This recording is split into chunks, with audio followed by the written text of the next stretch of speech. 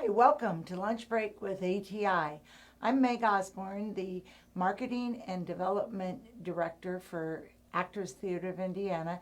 And today I'm really excited. I have Julie Lyn Barber and Darrin Murrell with us. And we're going to talk about the Hoagy Cole show coming up tonight, which excitingly is almost sold out. I think we have like 3 tickets left. Darrin wrote and produced it. I want to hear his inspiration behind this show. I was actually commissioned to do this show about 30 years ago. I was working up in Napanee, Indiana at the Round Barn Theater at Amish Acres. And Richard Pletcher was the owner and of the whole resort and producer of the theater there. And they had a second stage, a smaller stage called the Lock Meeting House, where they would do small cabaret style shows. And he had a love of Cole Porter and Hoagy Carmichael and Indiana history and all of that music. And they had done a couple of music reviews of that music, but he wanted something a little more theatrical, something that talked about their lives, touched on a little bit of Indiana history. And I happened to be there as an actor and director, and I had stayed on through the season to be a sort of programming director and did some marketing and advertising for them. And he asked if I would put together this idea that he had for a show. So I set about it from a historical standpoint, and rather than sort of creating a story that told their lives, I let them tell their own stories by researching. And this is 30 years ago, so there was no internet or Google or Wikipedia or anything. So I'm at libraries, and I made trips to the libraries in Peru, Indiana, and Bloomington, and actually did, on the ground research to uncover their own words and the words of their families and friends and contemporaries talking about them, and them talking about their own lives, and autobiographies and articles and interviews, and any place I could find their own words. And then I sort of strung together a little series of vignettes that sort of illuminated various important moments or times of passage in their life using their own words, and then paired their songs to those moments to sort of wonderful. Help illustrate those. So that's kind of how the show came together. I can't wait. I grew up because my dad was an IU and Hoagy Carmichael, that whole era. And so I grew up listening to that music as a child. And I can't wait for tonight. I'm really, really excited about the whole show and watching you two. And speaking of which, we have a husband and wife team, performers right here with us. And I have always been fascinated. I'd love to hear some of your background of what it's like raising children, having a family, being husband and wife, auditions, teaching, everything that you all do and keeping it all together. And coming from Canada to begin with. So, Julie Lyn, can you tell me? That's a big question. I know. I try to get it all in so I can sit back and listen. Well, we met working, so that we knew that worked. And our kids, you just lug them around until they're big enough to, help schlep some stuff. And one day, one kid picked up an instrument and said, "How do you play this?" and was playing along. So we became a family band. So we did a lot I didn't know that. So we did a lot of arts in the parks and historic sites grants as our family band, playing a lot of this music and earlier music as well. The 4 of us in a little car. That's cool. That's playing this music fun. in the summer. Yeah. Are your kids pursuing any theater or music at this stage? Not at this stage. They continued to be involved one way or another. They performed when they were younger, through their, sort of adolescence and early into their teenage years, and one, Sage, continued to play music in the marching band throughout high school, but now one's out of college, one's in college, and the sort of theater part has gone away a little bit, with the exception of our oldest, Sky.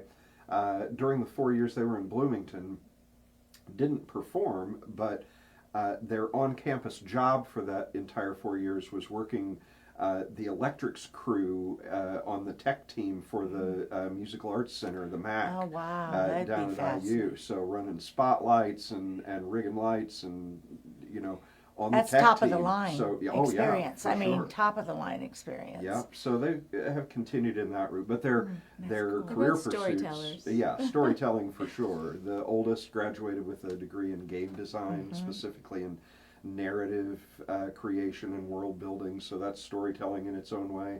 And the youngest is currently in film school at Ball State for film production and wants to do storytelling through film. That would be fun to follow as well. So, for example, Titanic, I got the experience of watching you on stage together. You were actually paired together as a couple, which was really neat. What is that like when does that emotion bleed into your actual performances? I mean, do you want to talk to that? I don't. It's such an interesting question.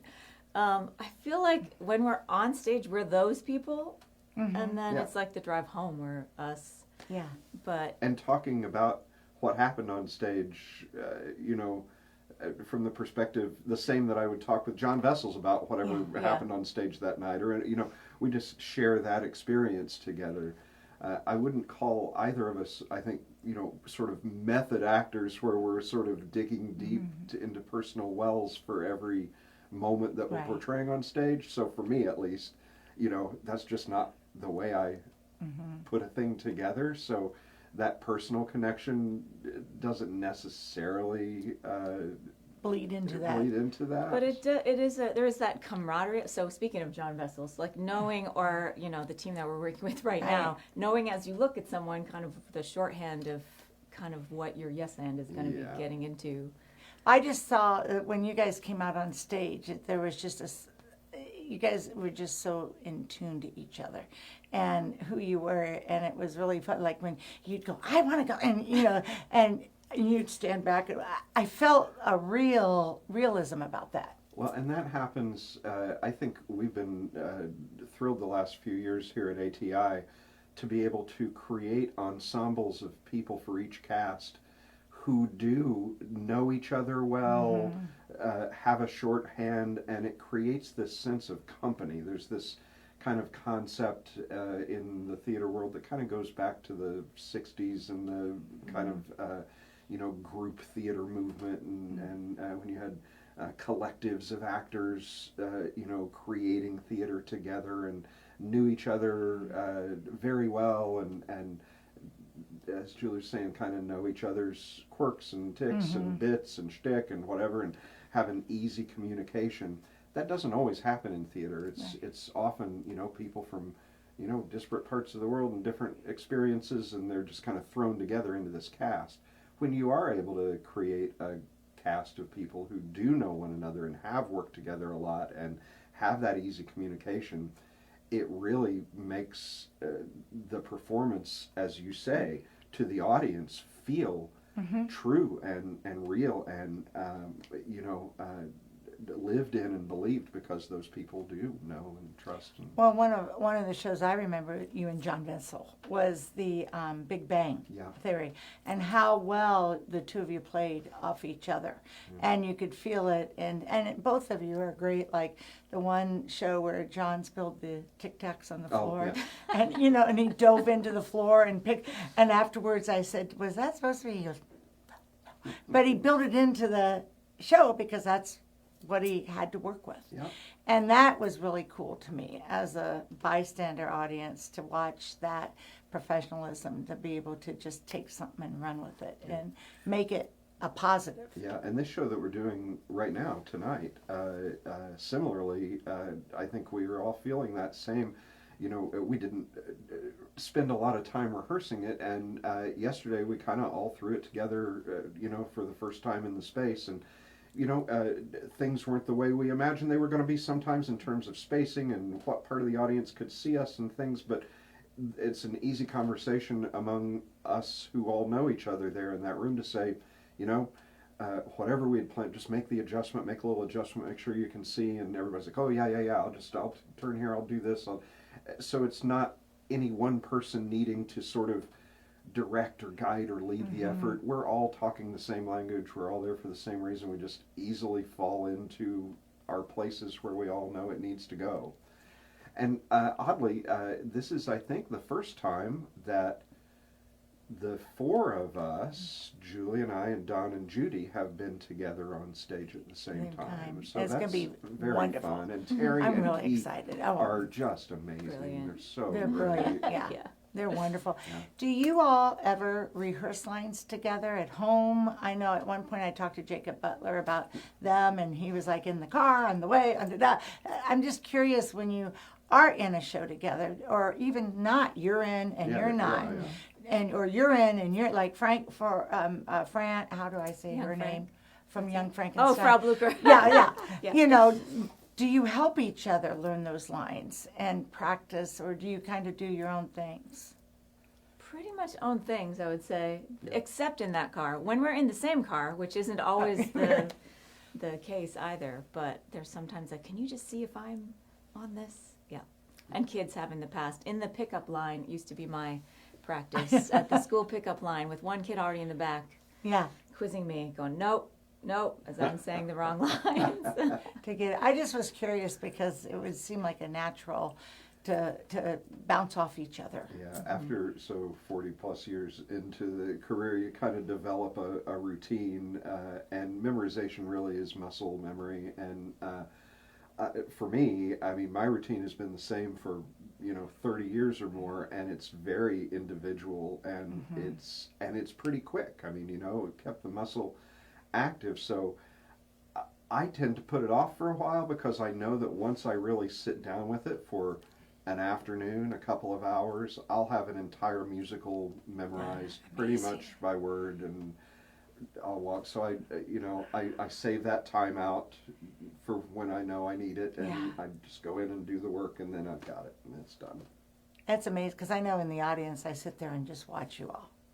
And, I Love Lucy fanatic, and I've read every book and everything, and all of the drilling and the practicing and the rehearsing for the four of them on stage to make what is one show that looks so naturally happens, and yet you find out what actually went in behind the scenes. It's just amazing to me what actors and performers, I don't think people understand how much talent and skill and gifts that you all have, and that you provide for us as the audience from the stage, to enjoy that laugh, to enjoy that cry, to enjoy whatever the goal is of that show. Yeah, it's it's work like anything else. I mean, it takes the hours and the experience and the planning and the scheduling, and then it's just a job like anything else. Yeah.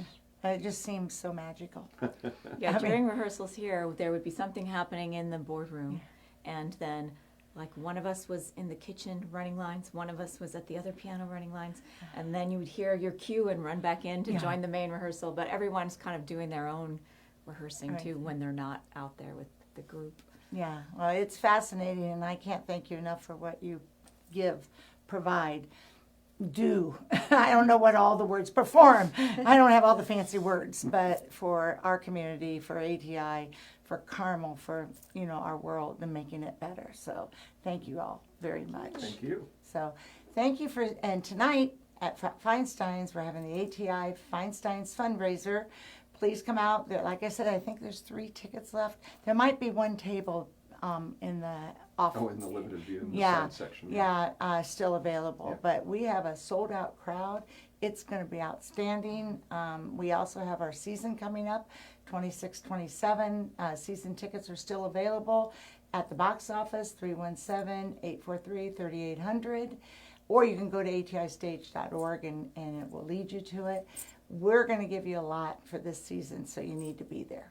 Thank you so much, and have a great week. And the production team would like to wish a happy birthday to today's host, Thank you. Meg Osborne. Happy birthday. Thank you. 1 year older. Yes, I made it. Thank you.